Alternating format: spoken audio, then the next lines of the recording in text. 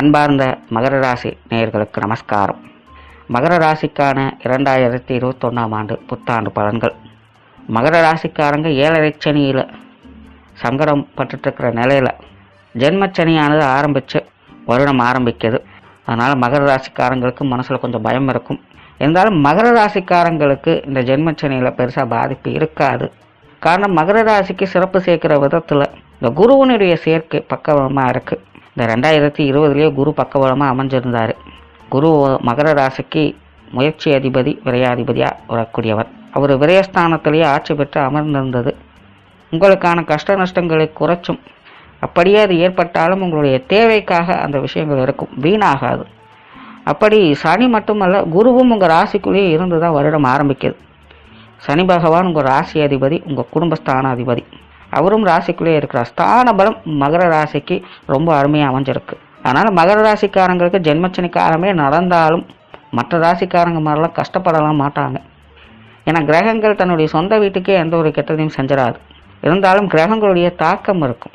கிரகங்களுடைய தன்மை அப்படிங்கிறது மாறுபடும். அதற்கு தகுந்த மாதிரி ஒரு தாக்கம் இருக்கும். அதனால் 2021 மகர ராசிக்காரங்களுக்கு பிரச்சனை, கஷ்டம் இதெல்லாம் இருக்குது இல்லை அப்படிங்கிறத விட கொஞ்சம் மந்தத்தன்மை இருக்கும். பொறுமையாக இருந்து காரியங்களை பார்க்க வேண்டும். கொஞ்சம் அவசரப்படாமல் செயல்பட்டாங்க அப்படின்னா எல்லாமே ஜெயம்தான். உங்கள் முயற்சி ஸ்தானாதிபதியே ராசியில் இருக்காங்க அப்படிங்கும்போது உங்களால் செய்ய முடியாத எதுவும் இல்லை. தாராளமாக எதை வேணாலும் செய்யலாம்.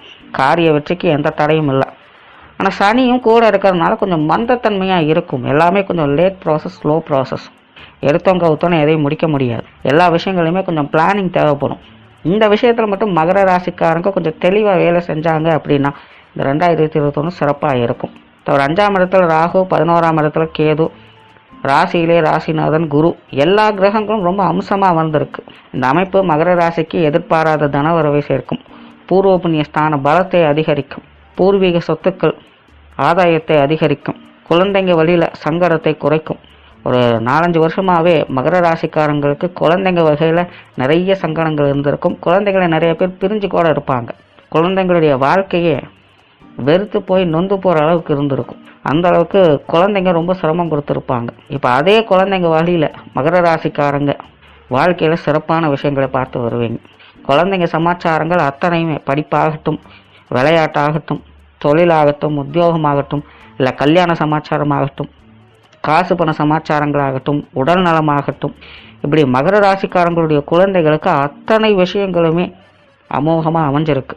மகர ராசிக்காரங்களுக்கு குழந்தைங்க மேலே பாசம் அதிகரிக்கும். இதுக்கு முன்னாடியெல்லாம் கொஞ்சம் வேண்டாம் வெறுப்பா கோபத்தோடு செயல்பட்டுருப்பீங்க. ஆனால் உங்களுக்கே இனி பாசம் அதிகரிக்கும். குழந்தைங்களுக்காக நீங்கள் விழுந்து விழுந்து வேலை செய்வீங்க. அவங்களுடைய தேவைகளை பூர்த்தி செய்யறதுக்காக முன் வருவீங்க. உங்கள் குழந்தைங்க மூலமாக உங்களுடைய வாழ்க்கை தரம் உயரும். என்னதான் மகர ராசிக்காரங்களுக்கு ஜென்மச்சனி இருந்துட்டு இருந்தாலும் பூர்வ புண்ணிய ஸ்தானம் பலமாக அமைஞ்சிருக்கு. நீங்கள் செஞ்ச புண்ணியம் உங்களை காப்பாற்றும். சனி பகவான் கெட்டதை செய்பவர் அப்படி கிடையாது. அவங்களுடைய கர்மாவிற்கு பலனை கொடுப்பவர் தான் சனி. இப்போ பூர்வ புண்ணிய ஸ்தானம் பலமாயிடுச்சு அப்படின்னா சனியோடைய பாதிப்பு குறைஞ்சிடும். அங்கே சனிக்கு வேலை இல்லை. இப்போ அப்படி தான் மகர ராசிக்காரங்களுக்கு 5ஆம் இடம் ரொம்ப சிறப்பாக செயல்பட்டுட்டு இருக்குது. அதனால் என்னதான் சனி உள்ளே இருந்தாலும் தன்னுடைய சொந்த வீட்டுக்கு சனியால் எந்த கெட்டதையும் செய்ய முடியாது. பூர்வ புண்ணிய ஸ்தானம் பலமாக இருக்குது. கெட்டதையே செஞ்சாலும் அங்கே பாதிப்பு எதுவும் பெருசாக இருக்காது. தவிர எல்லாத்துக்கும் மேலே கஷ்ட நஷ்டங்களை குறைக்கிற அளவுக்கு குருவுடைய சேர்க்கை. இப்படி மகர ராசிக்காரங்களுக்கு எப்படி பார்த்தாலும் கிரகங்களுடைய சாதகமான விஷயங்கள் நிறையவே இருக்குது. அதனால் ஜென்மச்சனி, 7.5 சனி இப்படியெல்லாம் ஒரு பக்கம் இருந்தாலும் பாதிப்புகள், கஷ்ட நஷ்டங்கள்லாம் எதுவும் இல்லை. காரியம் மந்தமாக இருக்கும். அதனால் மகர ராசிக்காரங்க கொஞ்சம் பொறுமையாக காரியம் முடிகிற வரைக்கும் இருந்தாங்க அப்படின்னா எல்லாமே வெற்றி தான். தவிர ராசிக்குள்ளே இந்த சனி குருவோடைய சேர்க்கை திருமண விஷயங்கள், புத்திர பாக்கிய சமாச்சாரங்கள், கணவன் மனைவி உறவுகள், பூர்வீக சமாச்சாரங்கள், காதல் விஷயங்கள், தொழில் மற்றும் உத்தியோக சமாச்சாரங்கள், பெற்றோர்கள் வழி உறவுகள், வெளியூர் மற்றும் வெளிநாடு சமாச்சாரங்கள், இது எல்லாத்துலேயுமே சிறப்புகளை கொடுக்கும். குறிப்பாக திருமண சமாச்சாரங்கள், புத்திர பாக்கிய சமாச்சாரங்கள் இனி மகர ராசிக்காரங்களுக்கு நிறைய உண்டு.